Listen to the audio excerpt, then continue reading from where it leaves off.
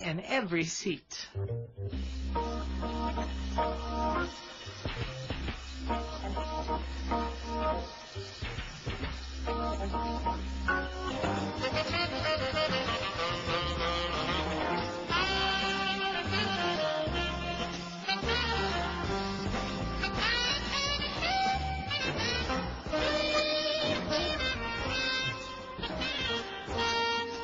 K-Jazz 88.1. Now, that's the kind of sugar we all need. No calories necessary, but it is the best kind for us. Right here in Memphis, supporter K-Jazz.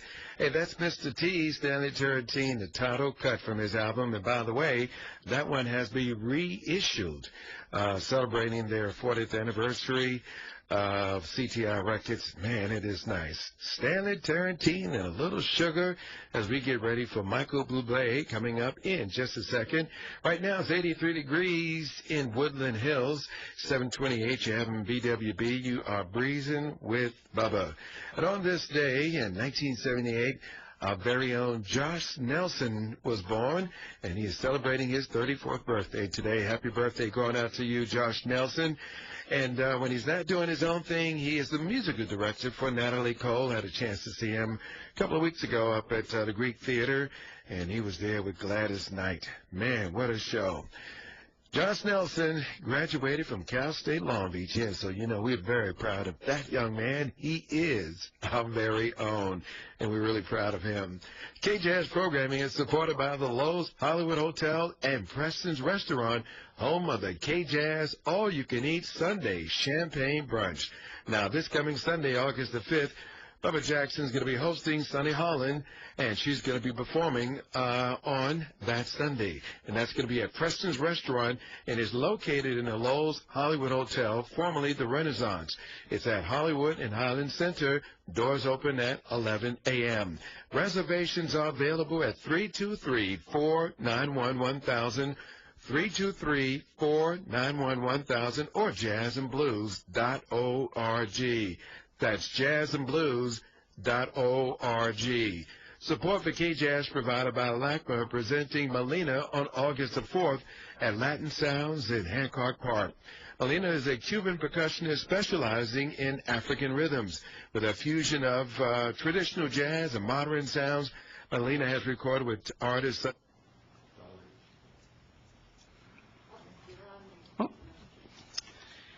Welcome to the City of Seal Beach Planning Commission, Wednesday, August 1st, 2012. Can we have the roll call, please? Oops. Yeah. Well, wait. Pledge of Allegiance first. Sorry. David, could you please lead us? Please stand.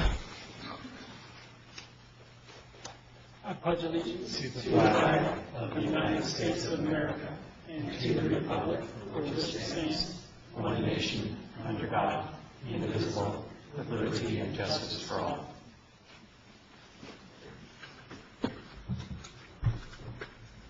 Roll call, please. Commissioner Everson? Here. Vice Chairwoman Cummings? Here. Commissioner Goldberg? Here. Commissioner Galbraith? Here. Chairwoman Massa-Lovett? Here. Okay. Full house. By motion of the Planning Commission, this is the time to notify the public of any changes to the agenda, rearrange the order of the agenda, and provide an opportunity for any member of the Planning Commission or staff to request an item be removed from the consent calendar for separate action.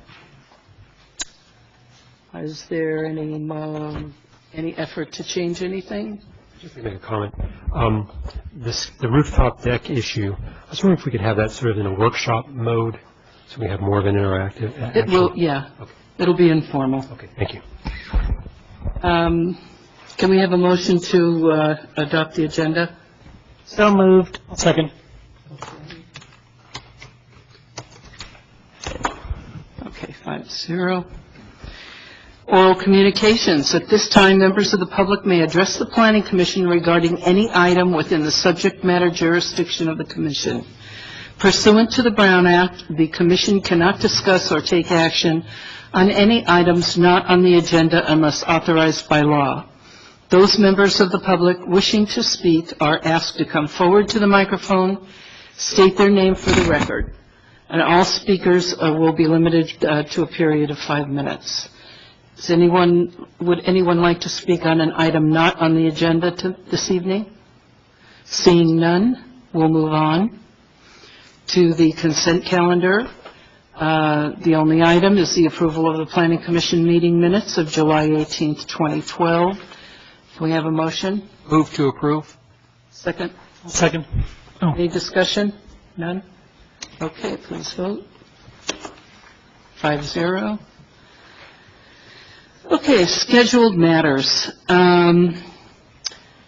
Just let me skip over that for a moment. Is anyone here for the public hearings on the vacation rentals? Okay. Scheduled matters. Our discussion item this evening is rooftop deck features and some of their accoutrements on the roof. Can we have a staff report, please? Thank you, Madam Chairwoman. At the July 9th council meeting, the council directed the commission to develop criteria pertaining to features and items that may be allowed on residential rooftop decks throughout the city. And roof decks are permitted in all residential zones in the city with the exception of the RLD 15 zone, which is in Bridgeport. To assist the commission, staff has developed a list of features and items that the commission may wish to discuss tonight, and that list is found in your staff report. The commission may also wish to consider such factors as maximum height of these items, whether the items are temporary or permanent, whether they're detached or attached, and perhaps the amount of overall deck coverage that may be allowed. The commission may also wish to determine if certain grandfathering rights should be considered. And from tonight's discussion, the Planning Commission may wish to also direct staff to prepare a draft ordinance for further Planning Commission review and recommendation back to the City Council. Thank you. Any questions of the staff? None? Not this time. Not yet. Okay. Is there anyone in the audience that would like to speak on this item? Don't all jump up at once.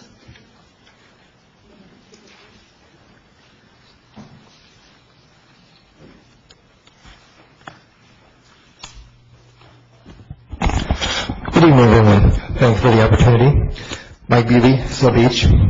And I'm here to talk about some suggestions that I have for rooftop structures. But before I begin, I just want to talk in general about what I think of this is all about. And basically, it's about the mass of buildings and the mass that we have to look at.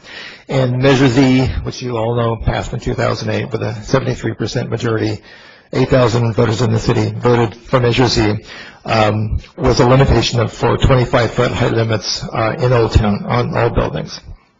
And for me, the real defining part of Measure Z is the mass. You know, we didn't want things to go up and up and up and up and up and, you know, stick into the sky. The sky is one of the beautiful parts of Seal Beach anywhere, and that's why we live here and why we moved here. And also, before Measure Z came along in the 1970s, the code was revised to limit 25-foot lots to a 25-foot height limit. So this is a law that has roots back, 30, 40 years ago. And I think of the current structure on 4th Street in this way. I think of it in terms of the visible aesthetic, and I do see it when I'm walking down the street, and I'm well aware of it. And I hear people say that they're not, that they don't see it, that they don't notice it. But I think of it in this way. When we all look at a wonderful painting or a performance of dance or a theater, we see a great movie, we look at a painting, we look at a car that's beautifully detailed, a suit, a dress, an Olympic performance. We might not know everything that goes into that Olympic performance or the dress or the painting or the car or the work of art, but we sure see that. And I see the stuff on the rooftops the same way. It's in my brain, it's in my mind. And as far as grandfathering, I do not see how this can be grandfathered because Measure Z 2008, the zoning code back in the 1970s, clearly, prohibited structures above 25 feet on a 25-foot lot. So the notion of grandfathering is just beyond my understanding. I emailed you my suggestions for laws, and I have some additions to what I emailed you. First of all, I divided these into amenities and into accessories. And amenities, there would be 2 amenities allowed, a rooftop umbrella and a space heater. And the umbrella could be no more than 12 feet in one plane and have one support pole. And now I added this one support pole, and I'll give a copy of this to the Civic City Clerk. But basically, one umbrella and one heat lamp. And when the umbrella is not in use, it has to be folded so that it's not extended. And I think the same should go with the heat lamp. If the heat lamp is not being used, that should be laid down or somehow put below the 25-foot height level. So the accessories are things such as hot tubs, satellite dishes, and these can go on the rooftop deck as long as they don't go above 25 feet. Barbecues, chairs, tables, other items, and it's the homeowner's choice to place these items on the deck. But none of them should go above the 25-foot height limit at any time. And I feel that if these items are going to be on the deck, that it's the homeowner's obligation to block the view from them also.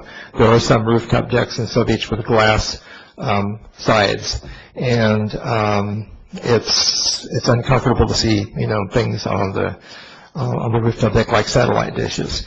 And I think we've all had the experience of seeing an apartment balcony somewhere in our lives that has this loaded with toys and bikes and personal items and used as storage. And that I want to avoid that kind of cluttered look that a clear glass wall around the roof deck would allow. And in addition, I added that there should be no plants on the deck above 25 feet. And there should be no permanent materials having the appearance of structural members such as wood, steel, aluminum, plastic, composite fibers, or any other materials on the deck. Thank you. And I'll give this amended copy to the city clerk. Thank you. Is there anyone else who would like to speak? Okay.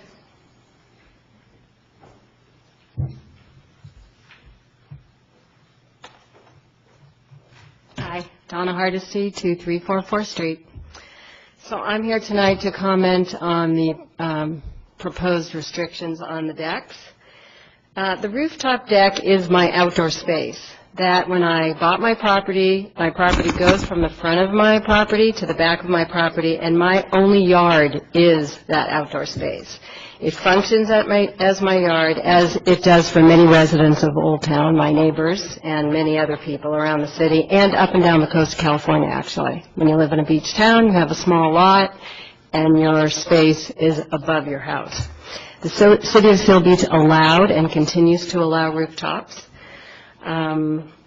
Restricting furnishing, barbecues, hot tubs, umbrellas, or the size of coverage virtually amounts to restricting the homeowner's use of the space, of the living space. For this gentleman to say I should only be able to have a 12-foot umbrella, it would restrict the use of my deck space to that 12 feet. When the sun is up or when we're looking for shade, UV light coverage. The people next door to me have children, and it requires coverage so that their children can play on their deck. They would like to have coverage on their deck. Measure Z intended to restrict the level of buildings to under 3 stories or to 2 stories in Old Town. But this area has 3+ story buildings all over the city already. They dot the whole town. You see them when you look up. There's all kinds of things sticking up into that airspace.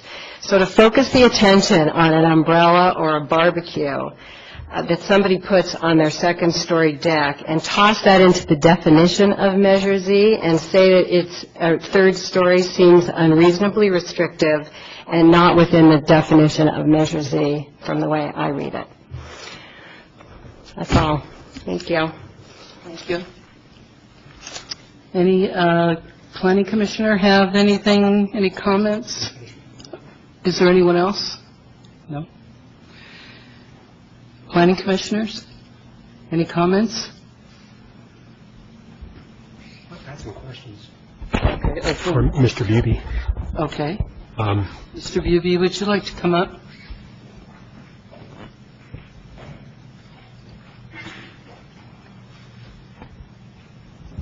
Hi, Mr. Buby. I did get a copy of your proposal, and I had some questions regarding it. The umbrella dimension of no greater than 12 feet in one plane. I'm not sure I really understand what you mean. Well, I'm picturing umbrellas that can rotate. Some umbrellas, have a joint in the middle, and you can swivel it this way or that way. So I think it's fair to allow, the umbrella to be movable, or if somebody wants to put it, horizontally, that's fine too. But when you say 12 feet, it's vertically, but they want to put it vertically. So the width, if I open an umbrella and it's circular, the width should not be any wider than 12 feet. Right. That's what you're referring to. So this could be a square umbrella of 12-foot dimensions also, if somebody could engineer that. Well, because you can also have what's called these easy ups, which are they're shade devices that have 4 supports, and if one was 11 feet by 11 feet square, would that be consistent with what you have written here or not? I'm just saying the easy ups as things that would stay up. They're not made to be taken up and down as easily as an umbrella, in my opinion. Well, the easy ups that I'm talking about are the ones you see at the beach. If people take them to the beach, they cost like Right. $50 or $100, and Right. they fold up, and families put them on the beach for their day use. But I don't know whether that would be consistent with this one plane concept. But when I think of the one plane, I realize that umbrella is not a perfectly flat object. There's a conical shape to it. So that could be worked on. But as far as the easy ups, I think those would be too easy to leave up there. They're a little more difficult to take down. And I think there's an umbrella usually has a base or a weight to keep it from blowing away. I think we need to think about possibility of an easy up blowing in the breeze. We have tremendous breezes in the summer in the afternoon, and a few years ago there was a freak tornado or windstorm in Searchlight Colony. One of these spiraling things. So that's why I think that I want to limit this to an umbrella. I see an umbrella as having a base that's going to contain it and hold it. Also, we've been discussing second-story decks, but what about third-story decks? Third-story decks, I suppose the same rules would apply there if they've got a deck. I mean, there are 3- and 4-story buildings in town which have been here, before the 1970s. So if you've got a deck there, I suppose they could have the same. In other words, you would propose that if the height limit's 35 feet for a third-story structure, that the same rules would apply just at 35 feet rather than 25. Yeah, I'm agreeable to that. And one of your proposals is to regarding the glass enclosures. And I guess you kind of explained that you don't want to see a lot of clutter. Do you think that would be visible from this, in your experience of walking around town here, would that be visible from the street, that type of clutter? Yeah, I've seen that kind of, I've seen satellite dishes visible from the street, on rooftop decks. Satellite dishes don't count. We can't regulate them, only that where they're attached.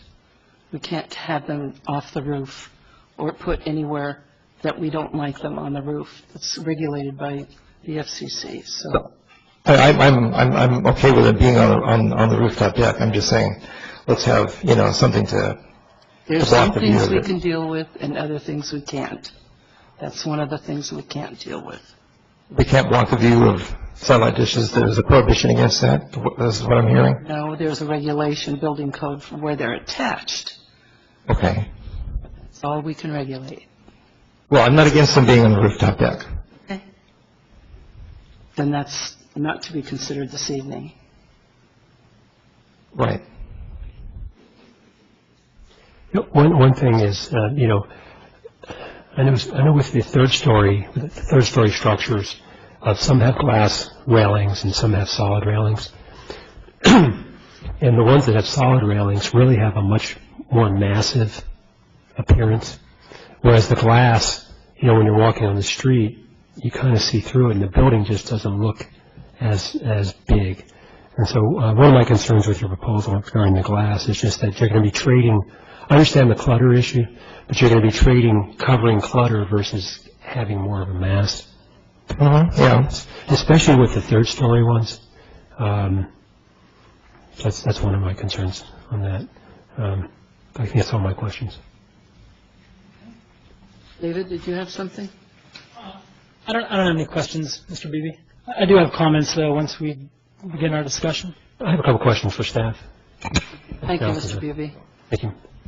I have a question for staff, if Go ahead. now's the time.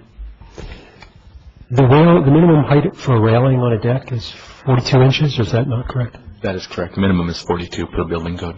Okay. And I didn't have time. I wanted to measure the height of my patio table. I mean, most furniture patio tables, they'd be less than 42, right? Or am I? Generally less like chairs, unless they had a very high back on it, or a table or an end table or something. They're generally under 42 inches. Mm-hmm. And what about hot tubs? The height of hot tubs? Hot tubs could vary. Most portable hot tubs are probably right about at that I'm familiar with, about at that 42, say 40 to 45 inch range from I guess the grade surface or deck. Barbecues, I guess, are a little bit higher. Barbecues generally, when people do built-in barbecues, they're generally at about 36 to 42 inches. For built-in barbecues. For a built-in, I would imagine. that gives you a proper height for an average height person to stand over. And do we allow built-in barbecues on rooftops now? Yes, we do. Provided they don't exceed 25 feet. That's already in the code, that it doesn't exceed 25 feet. If it's built in and an integral part of the rooftop structure, then yes, that would fall into the height limitation. But something like a portable barbecue, for example, that they could wheel around or take off the deck, again, historically, that's not something we've regulated the height, the idea being that it's not a structure or part of, an integral part of the structure that it's on. Right. And currently, on this list here, on the list that we got from Mr. Hastings, includes sheds. And I imagine currently you could buy one of those plastic sheds from Home Depot that, 6 foot by 8 foot by 10 feet or whatever, storage shed. And so right now, you could assemble that and put that on your roof. And it's not attached. It just sits on the roof, right? There may be some building code issues involved with that. I think in the strictest sense, yes, you theoretically could do that. But I think we would probably want to know, we wouldn't allow somebody to do a stick-built shed or something massive, there would probably get a point where it would be of such a size and potentially weight that there could be some structural issues with putting something like that up on a rooftop deck. I don't know. We're talking in theoretical situations. But right now, you don't really. No one would have to get a permit for that, and so you all wouldn't really be involved. There could potentially be instances where permits are required. The building code generally doesn't require a permit for storage sheds if they're under 120 square feet, whether or not they're prefab or stick-built or whatever, whether it's like an aluminum shed or a tough shed or something like that. When they exceed 120 square feet, then yes, a building permit generally is required. So someone probably could put one up to 120 square feet on their roof. I think we'd probably have to look at something like that on a case-by-case basis, Right. because those sheds like that, unlike something like a hot tub or a barbecue, they tend to be much higher, much taller than Right. They're most much more things that you're going to intrusive. find on a Right. rooftop deck. And I think, for me, that's kind of where I'm coming from, is for things that could be potentially intrusive, like sheds and that type of thing, maybe something we want to focus on. But I don't have more questions. Any other commissioner? I have comments about both of the propositions from the speakers we had tonight, because I think they both bring up very good points. The first point I think is critical, is we've got a 25-foot height limit that has been in place for decades. We've also had rooftop decks in Seal Beach for decades, which the owners have had the use of, the unrestricted, for the most part, use of. And I have some real concerns about trying to regulate what I would consider furniture on roof decks. I think Commissioner Goldberg was leading in that direction too. However, with what Mr. Beebe said, I think the first statement he made hits it on the head. And what we're dealing with is a question of mass and intent.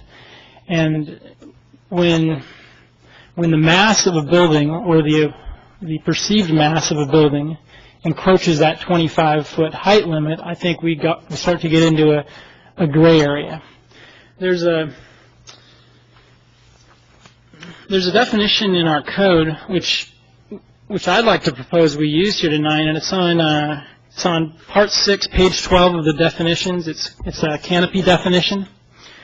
We do not currently have a definition for a freestanding canopy, but I'd suggest we adopt one, and we use that as our basis for limiting what we would allow to be a freestanding canopy, the size of it or the number of them on rooftop decks. And I think that sort of conversation tonight would lead us in a direction that will probably get us to at least some kind of resolution where we don't have to necessarily rewrite the code tonight in terms of every piece of furniture that is allowed, transparency of railings which is allowed, heights of chimneys, satellite dishes, and everything else, but perhaps just talk about what is a freestanding canopy and how large they should be allowed to be on a rooftop deck.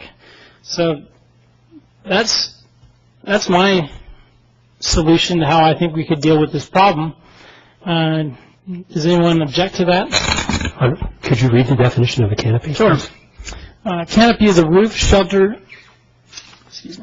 A roof shelter projecting over a sidewalk, driveway, entry, window, or similar area that may be wholly supported by a building, or be wholly or partially supported by columns, poles, or braces extending from the ground. And it's that second part of the definition, which I would take to be considered a freestanding canopy.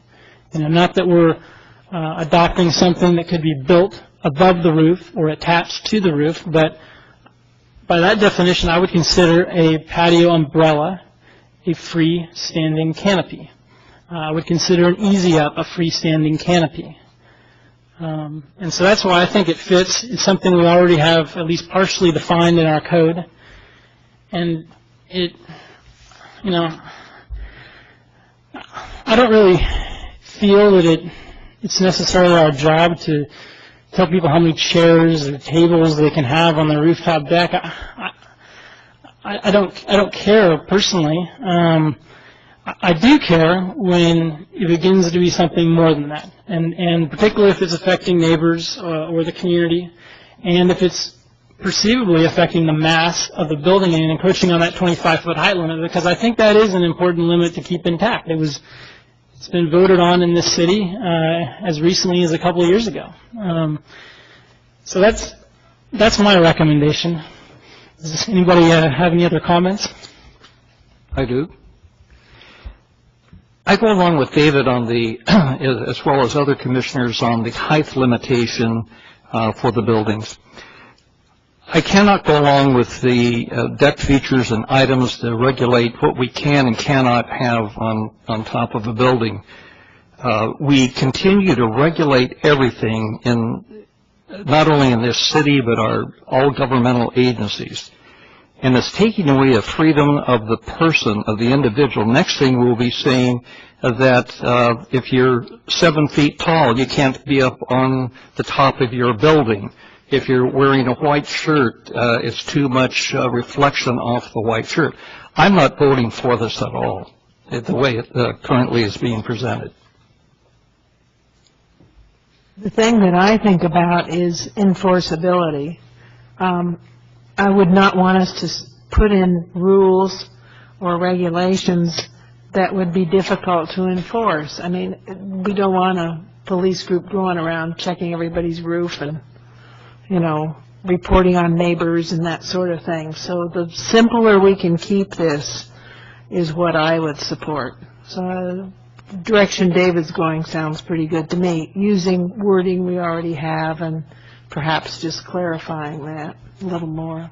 Dr. Goldberg, any further comments? Well, I think it's very important that we not allow people to skirt the intent of Measure Z, as well as the speakers didn't mention it, but the council 2 years ago passed an ordinance 1595 to remove all architectural features above 25 feet in Old Town as well.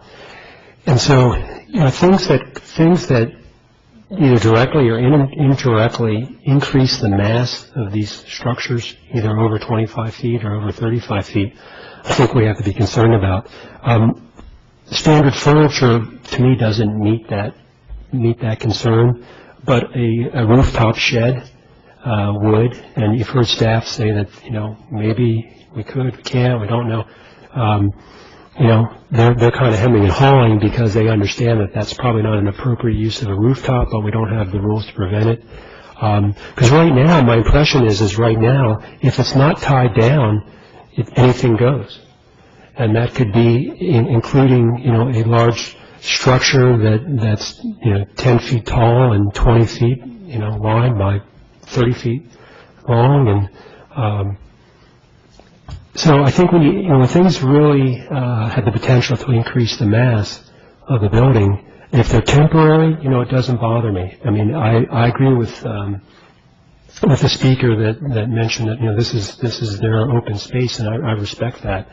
And so anything that's temporary that you can put up and take down and is taken down at night, whether that's an easy up or an umbrella, or a heat lamp that's turned over such that when it's not in use, it's flat, that's fine.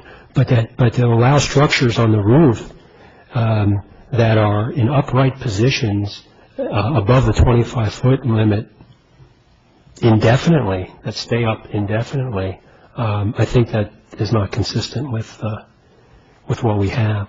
Well, but there's exceptions to that right now. We don't have a flat plane of 25 feet, essentially a lid where nothing could potentially go up. There is an exception. We have chimneys that go above that penetrate that. And chimney is the one exception. I don't know the other exceptions besides that. And I know, was it the... when I think of mass, I think of the walls of the building extended upward, whether it's attached or detached or somewhere in between. That's what I think of as mass. When I think of a chimney extending up the side of a building and penetrating the 25-foot envelope, that doesn't appear massive to me at all. If anything, it gives a little more scale to the building that it's next to.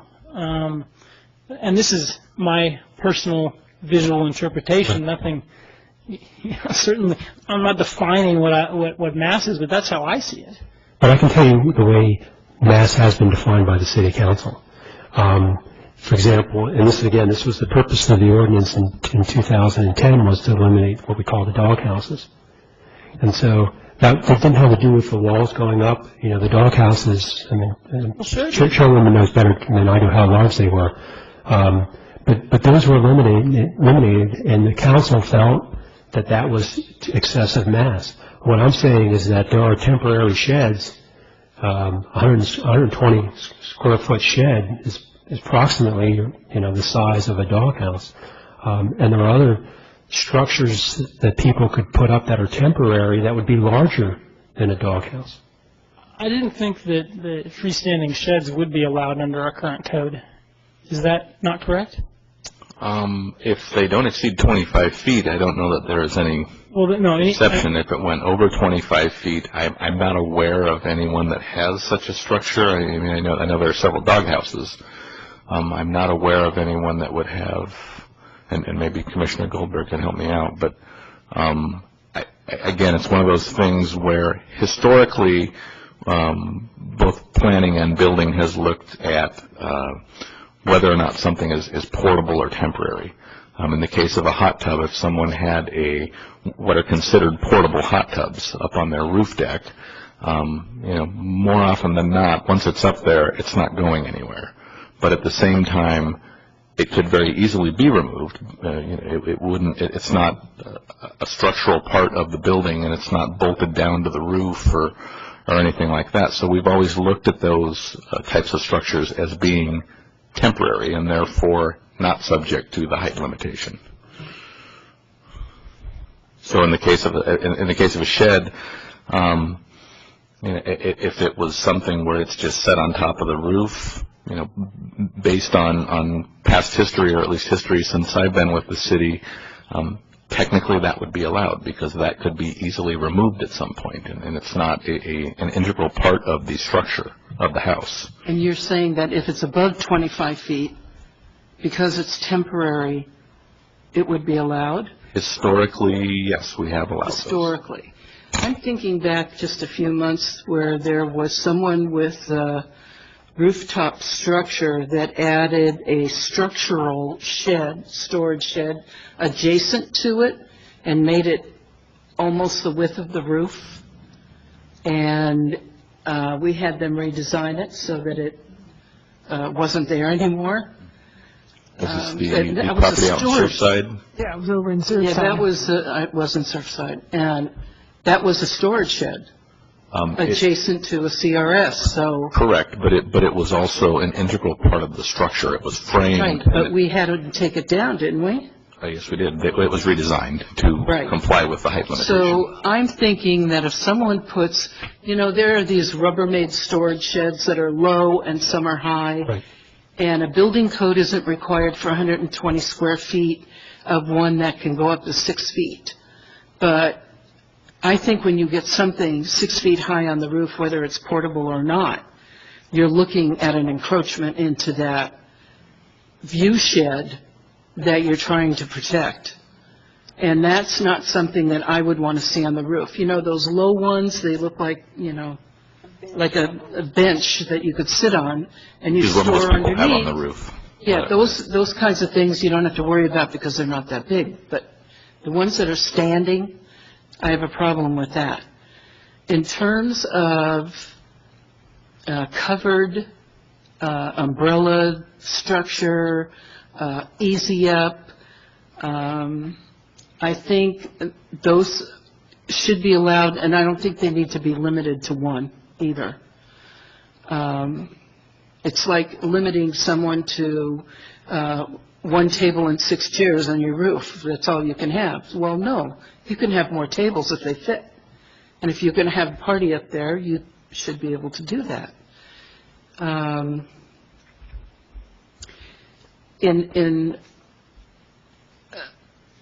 In the case at hand, with the house that has this permanent rooftop structure with the awnings on it,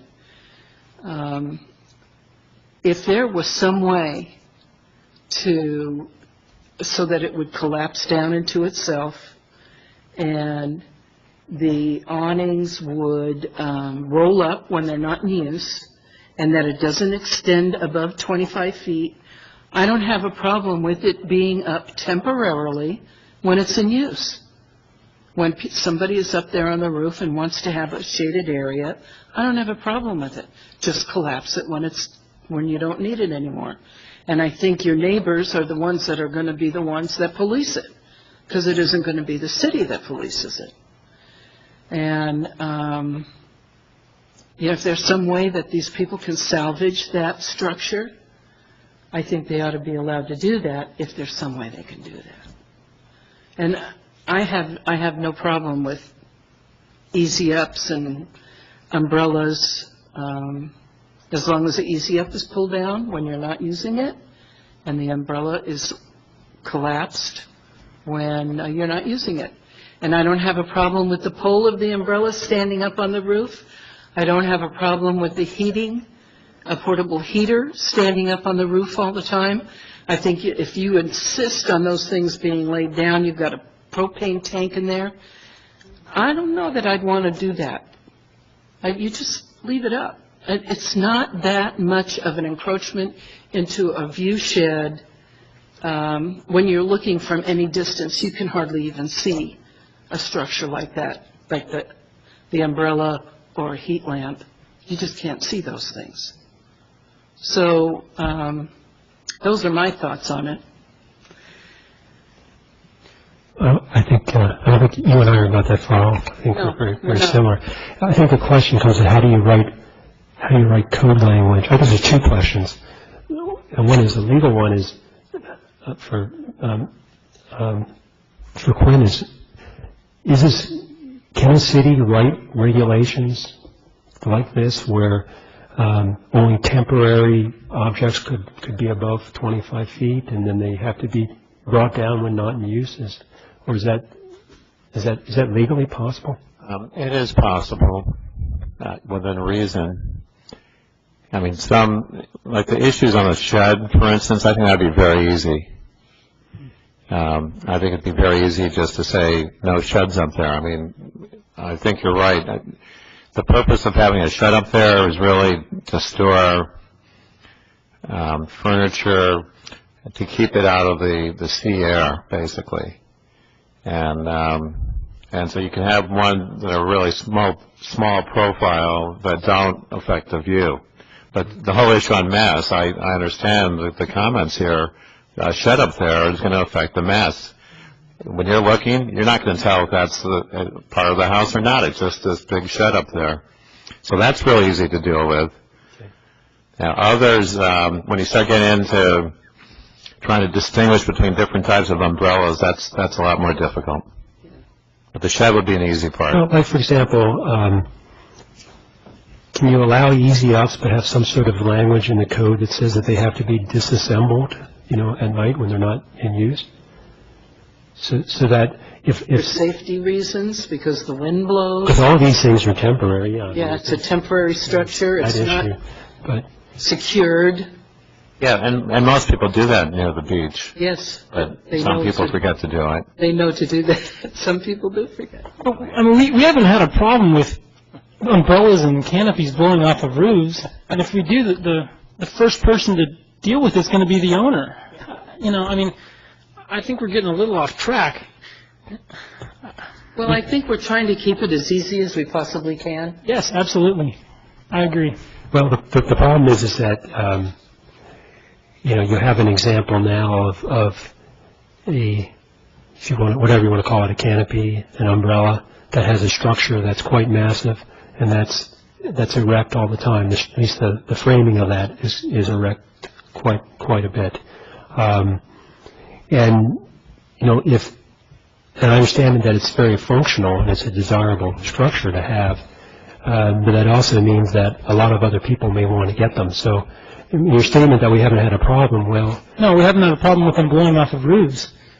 It didn't say we don't have a problem. Right, because those have been taken... Those have been taken down. But what I'm looking for is some sort of generic statute, because, if you start regulating things by name, I mean, you'll get into this name calling or name issues where, someone calls it a canopy and someone calls it an umbrella and that type of thing. So you really need a generic code. Like a freestanding canopy? Yeah. Well, you need a generic, something generic that says that, all objects over 25 feet, when not in use have to be lowered to 25 feet. If you want to have a couple exceptions of an umbrella pole or a heat lamp, okay, you can be very specific. But something generic that says, look, you can have anything up there you want. If you want to have a party up there and have 3 easy ups so that you can have 30 people enjoy your roof, that's fine. But don't leave 3 easy ups there all the time, or have some big structure that's up there we have to look at 365 days a year when it's only being used 10 days a year. That's all.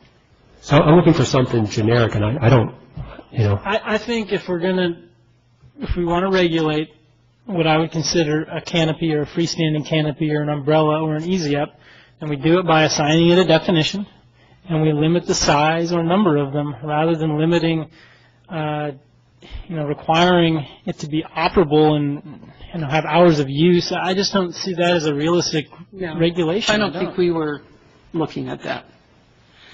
And the one thing about being on the Planning Commission is that there's a planning staff to write that code. And why don't we give them the opportunity to put something together and bring it to the next meeting or the one after that? Perhaps based on definitions and what the definition of a canopy, or if you want to use another word, or a variety of words, present it to us and we'll take a look at it. Do we need a motion to do that? No, I don't think so, because we don't have anything formally here. Do we need a motion or consensus? Not necessarily, consensus is fine. You can give the direction.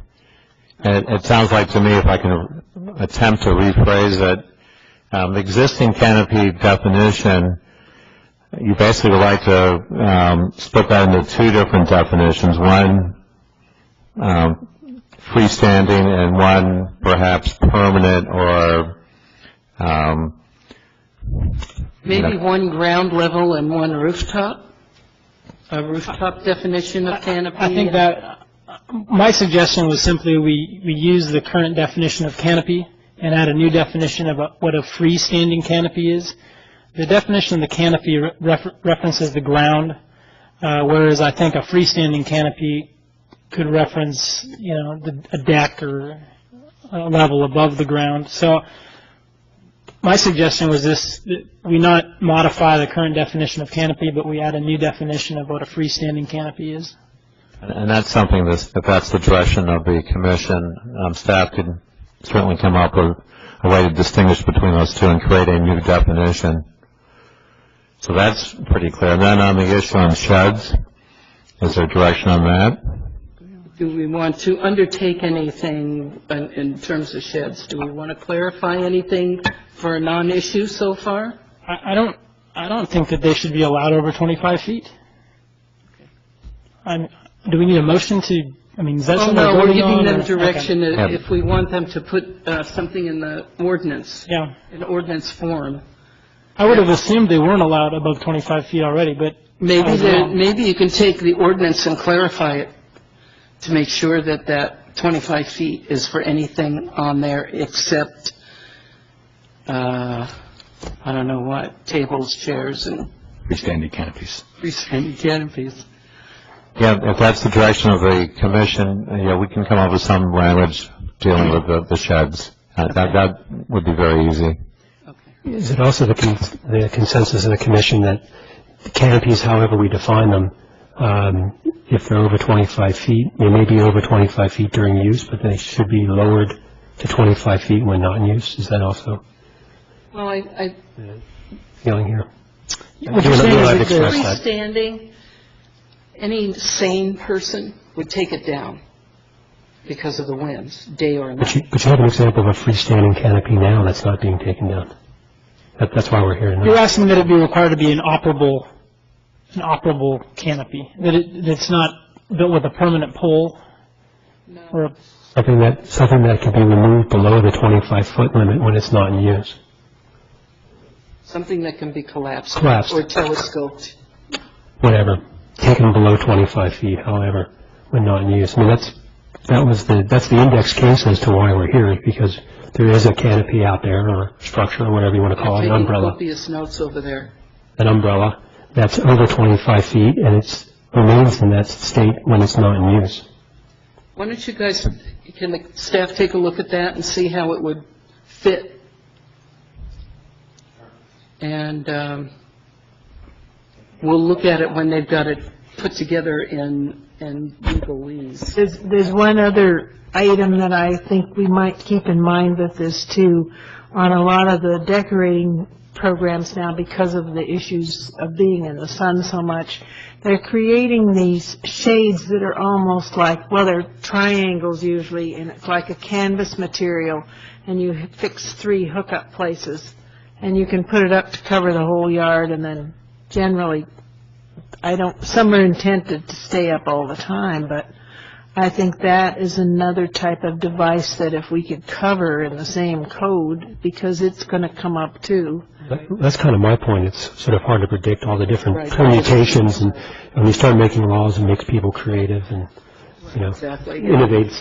That creativity is out there. We just haven't seen it. The basic concept is that they would have a right to cover it while they're using it and uncover it when they're not using it. Right. There's a balance between people's right to enjoy their property, and I don't want to infringe on that, versus de facto increasing the mass of their structure and impacting others when it's not in use. So to me, it's a balancing. Could I ask staff, have we had any official complaints relative to the issues we're discussing here tonight? Well, that's part of the reason we're here. We did receive a complaint. But I mean, how many complaints? Because I'd hate to see if we have one complaint, we're going to have an ordinance to cover this. To me, it's...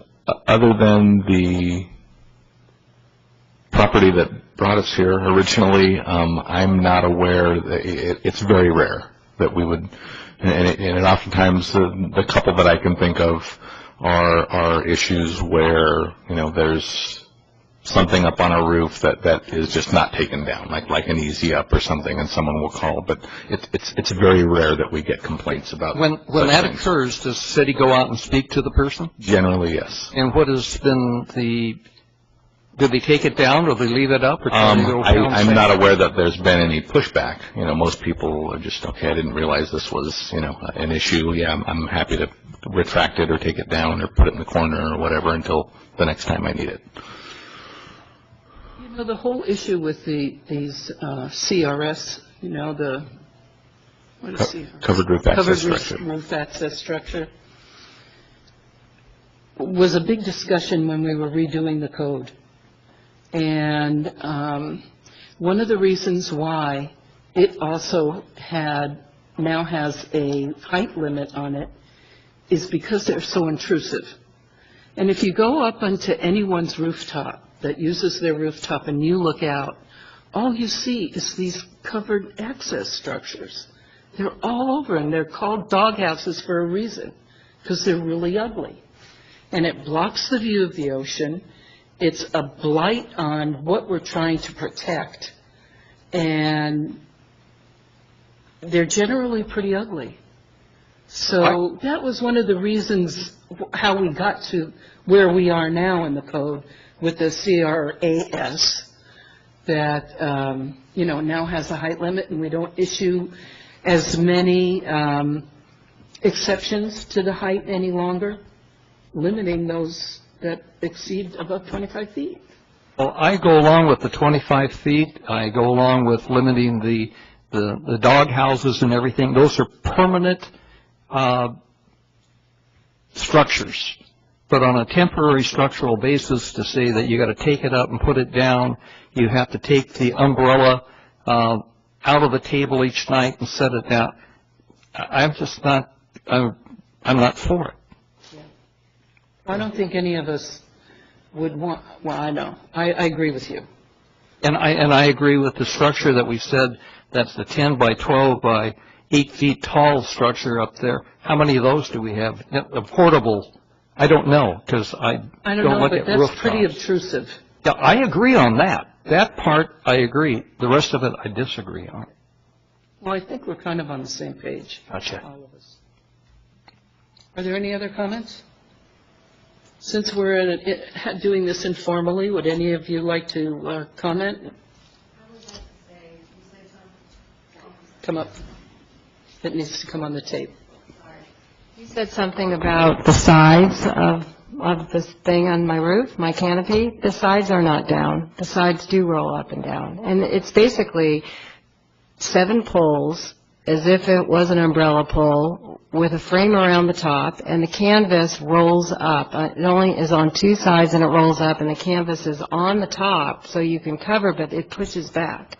So when it's not being used, it's just a stick figure. I know. That's exactly what it is. I know. But you said We're roll, saying that it needs to collapse down to 25 feet.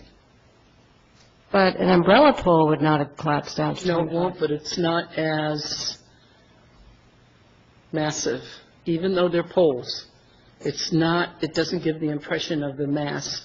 If they weren't attached, and they were on bases like umbrellas, If you could lower it to 25 feet, which it part? wouldn't matter if it's attached or not. Which part do you have to lower? If the top would collapse down to 25 feet, The top. max. The poles could still be sticking up? No, the poles wouldn't be sticking up. The poles have to collapse. Well, that's what I'm asking, but an umbrella pole would not collapse. No, but it's not as massive as the roof structure that you have. It just isn't. It's one little pole. Or 2 poles, or, If there's 2 tables, maybe. okay. Thank you.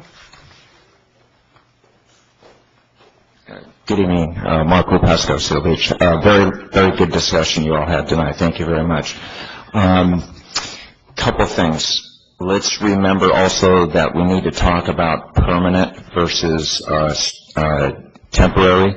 The structure on 4th Street is currently permanent. I hear one of the loopholes that they're going to try and get around is take the bolts that hold the poles down, and then it's not considered a structure. So we need to work on that. If they secure it to heavy weights, whether it be lead or cement, in my mind, it's still considered permanent because a human cannot lift up that lead weight or that cement, right? So it's still anchored permanently. That's something else to think about. The structure on 4th Street is not just an easy pop-up. If you also require them to lower it, you got to remember that one of their sides is going to block their stairway. It's always going to be up. They're never going to take it down. Well, I know that's not for you to consider. We'll take that up with the council when it goes back to them. They're the ones that are going to have to make it work. Yes, thank you. The other thing that we need to consider also, which just left my mind because it's not considering things. But we need to take care of the loopholes. These people on 4th Street are trying to find loopholes around our code. So let's tighten things up, and that's why we're here, obviously. Whether it be temporary or it be permanent or it be a pop-up or it be considered an awning or an umbrella. This thing is not an umbrella. Come on. As David was getting to, let's come up with precise definitions so we don't come back here again for code violations. Thank you. Thank you.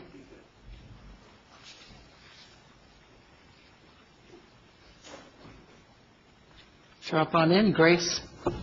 I didn't fall. Almost did.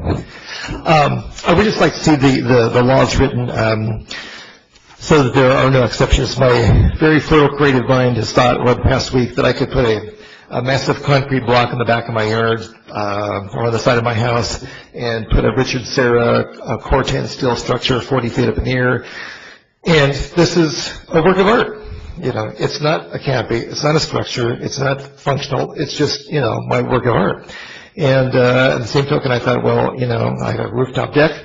I can put something on the rooftop deck that's a kinetic sculpture of some sort, you know, that happens to provide shade and call it a sculpture. So, you know, my understanding of constitutional law, Quinn, is that we can write it restrictively or unrestrictively. And because the law doesn't prohibit things doesn't mean that you can do it. So I would like to see the laws written so that it's very clear and specific as to dimensions and size of the materials. And I'm okay with one umbrella pole being on the roof. You know, I think that's okay, but the rest of it, no. Thank you. Anyone else? Okay, have we given you clear direction? Sort of. Time to be creative.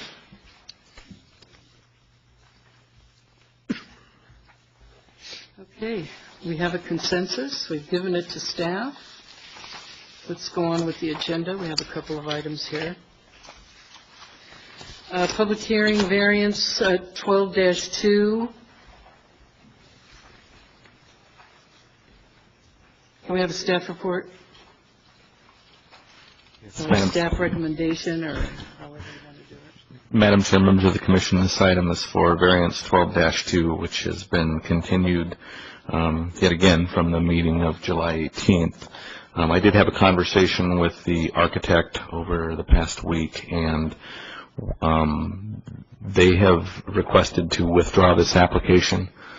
We think in some of the discussions that we've had that we may have a way to bring this back under a conditional use permit. They have agreed to make some modifications to the existing property such that it might be able to come back under a conditional use permit rather than a variance.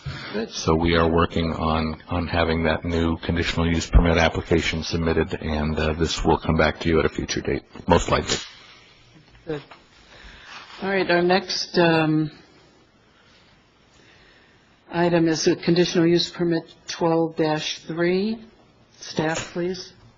I might as well, I don't know if we want to bunch both of these together because they're both in the same situation. Conditional use permit 12-3, we had a error in the noticing. There was a newspaper notice that was published, but the mailed notices did not get sent out in time to comply with our municipal code, so therefore we will need to renotice the entire project and bring it back before you at the August 15th meeting. And the same for conditional use permit 12-4. That is correct. Okay. My apologies on that. And we have the director's report. Just very quickly, we do have two other items coming before you in 2 weeks on August 15th. One is an existing vacation rental at 1620 Ocean, and another one is a new vacation rental on at 137 14th Street. And we have a few more coming to you in future meetings over the next couple of months. Okay, there's 3 vacation rentals, 2 existing and 1 new. That's correct. Okay. Oh, and this massage, is that the Reiki? No, this is another This is one. different. This is in the Pavilion Center. Okay. Commission concerns? No? The tattoo sign's still up. Our code enforcement officer actually made contact today with the, I don't believe it was the owner, I think it was an employee based on my conversation with the code enforcement officer, but they are aware, and we will follow up in the next day or 2 with that.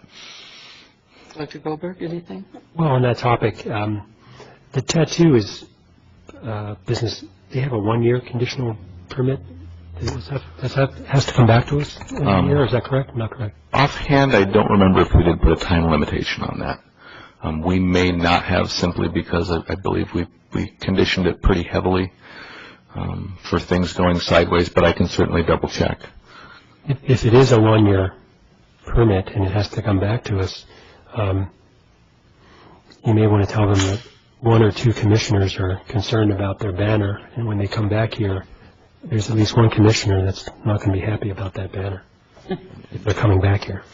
One thing the code enforcement officer did mention today was the contact that he made with the employee was that they were still waiting for their sign to be produced. A conversation that I had with the owner probably 3 or 4 months ago when they first came in to apply for their sign. He had mentioned that he was hoping that they would have the sign within a short time, and apparently that hasn't happened. And I don't know if it's with the ownership or with the sign company or maybe a little of both. But we are well aware of the banner, and we have made contact, so we will be following up on this. Is there any way that they can use that banner as a temporary sign until they get their permanent sign? Yes, and that's one of the things with the temporary banner permit. That's one of the... Yeah, but then that's a 30-day on and 30 days off, or 60 days off. Well, the idea is that, most signage can be taken care of within 30 days, that it not become your permanent signage. There have been a few instances in the past where we have made exceptions, when the business owner or property owner is in contact with staff and says, hey, this is going to take, maybe 6 weeks instead of the 4 that we would give them, and in which case we would say, okay, we're willing to give you the extra couple of weeks if that's all we need to do. How long has that banner been up? It's been up for longer than it should, under a temporary banner permit. I think at least 2 months. They do have the tattoo sign along with the other businesses at the end of the building, which we had discussed and gave them permission for. And it's pretty visible because they used bold print, but it is within the confines of the space that's allotted to them. So they do have some advertisement at the end of the building. On the side of the building, that is a permit. They do have a sign up, and it is Come permitted. down Pacific Coast Highway, you see it, but from the other direction. I don't know if there's a similar sign on the other end. I never looked. Okay, we'll be interested in hearing what happens. All right, we'll adjourn the meeting until our next meeting of August 15th, 7:30. See you then.